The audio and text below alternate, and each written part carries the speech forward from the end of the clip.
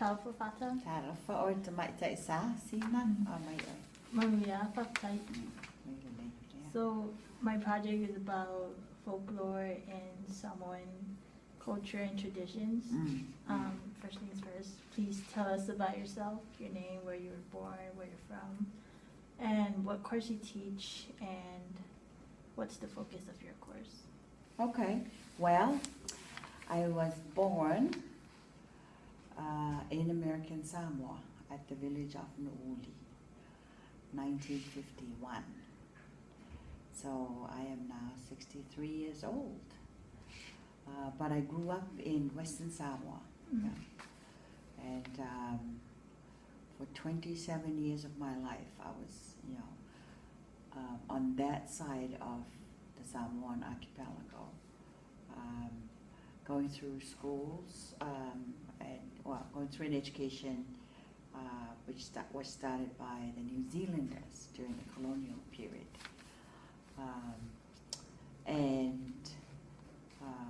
After high school, I got a scholarship for Teachers College in New Zealand. So that was an exciting time of my life. I was 18 when I left home.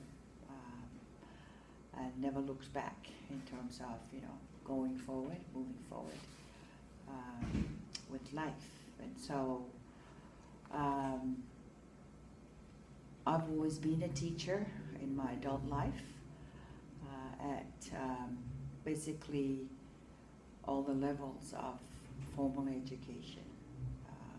So I started teaching in elementary school and then worked my way to Hawaii, where I was working for a company that provided professional development, teacher training to teachers in the American Pacific. Places like American Samoa, Hawaii, the Micronesian Islands, north of the Pacific, the equator, and all the way to the Northern Marianas. So that was in the 90s. And of course, the reason why I came to Hawaii was to pursue a master's degree in education through the College of Ed here at UH Manoa. So education has taken me to all kinds of places, and through during that time, had a family, have children, ended up with 5 children. Yeah, they're all adults now. But I never stopped learning, and I have never stopped teaching.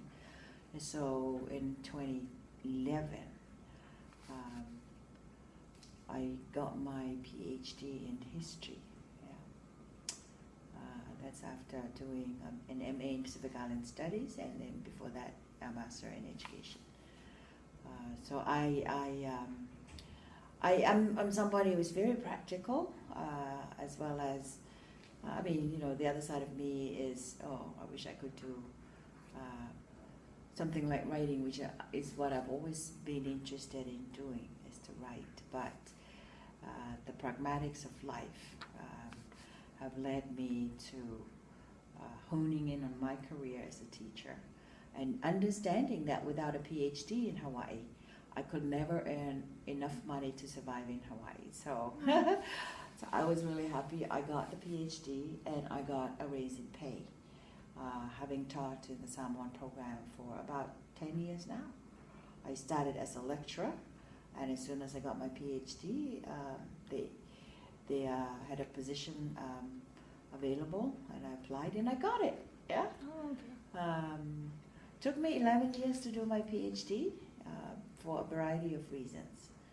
But what kept me going was my interest in the topic I had chosen, and that was about Samoan women and power.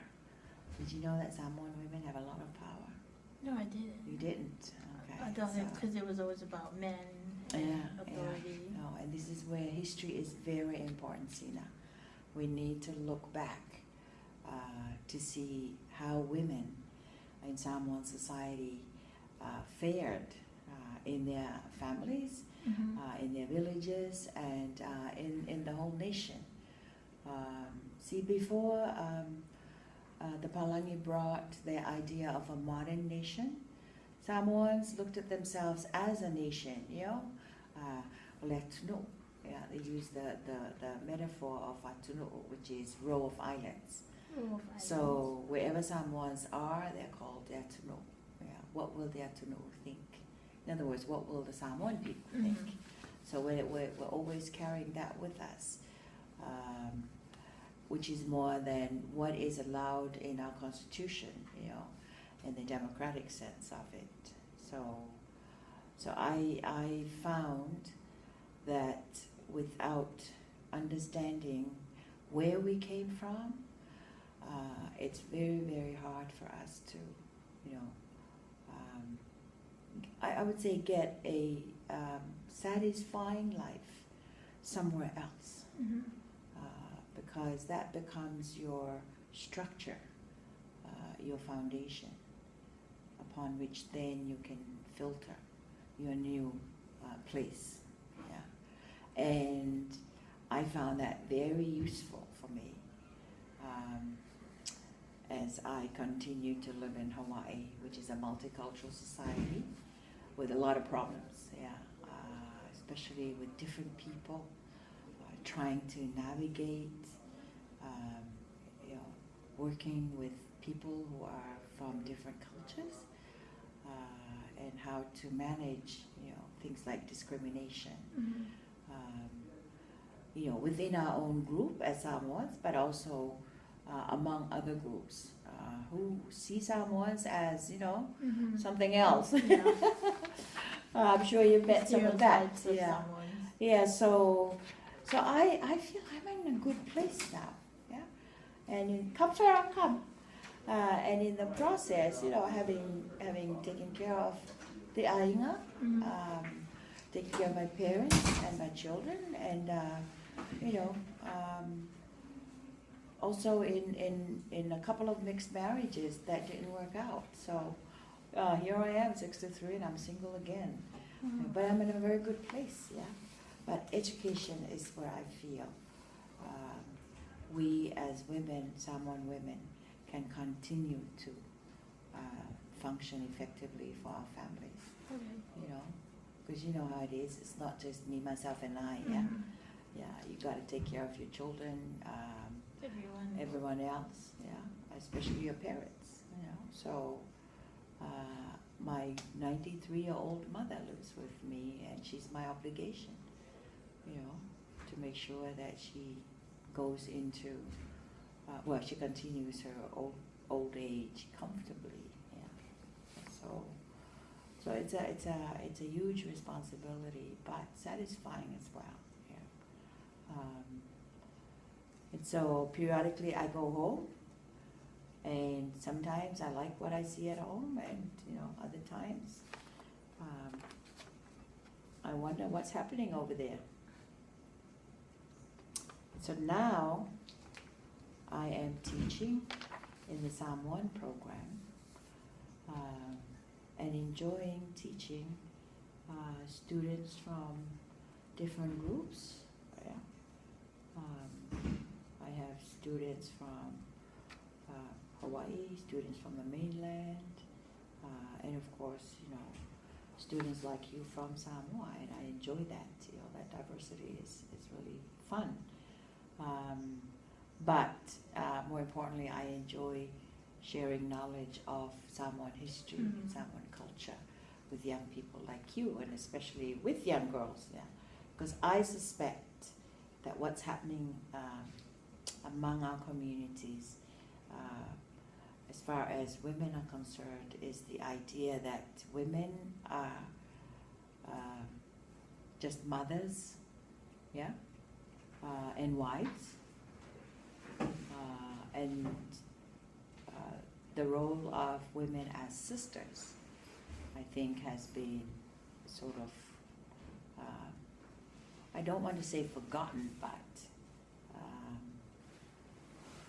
looked at as unimportant, except, you know, in your own family with your own brothers and sisters. But historically, according to our oral traditions, during the ancestral times, women were quite powerful, yeah, as sisters and as daughters. Did you know that? No. No? I mean, you can see part of it in your own family. Your mother, does she have brothers? Okay. And how do her brothers treat her? Like strict. Strict? Like they're always looking out for her. And Okay. I mean, I know that like women are like the backbone of men making the decisions. Like they're the ones who have the strongest advice. Like they tell men what to do and what men does. What kind of men? Husbands? Yeah, What about brothers? I'm not sure about that one. Yeah. So what you're telling me, you're just seeing your mother as a wife, and as a mother. Yeah. But what about in the village? Does your village have an awaluma, like a sisters organization? Awaluma. Have you heard that name before? Yeah. That word before. Okay. But I So don't these know. are the it. sisters of the village, getting together and deciding certain things for the village, not just for the family, but for the village. Yeah. Right. You have a village council. Yeah. Yeah. So, and you see women having their own roles, right? And men have their own roles. Okay. So you begin to see the traditions, separating out the roles for men and women. Yeah. Outside the home. Okay. Mm. So, in the village context, they're either the wives of the village or the daughters and sisters of the village. So those are two different organizations. Yeah. Okay. Now, I don't want to get ahead of you here and control your interview, but what else? Cause I never. Hi, Farah.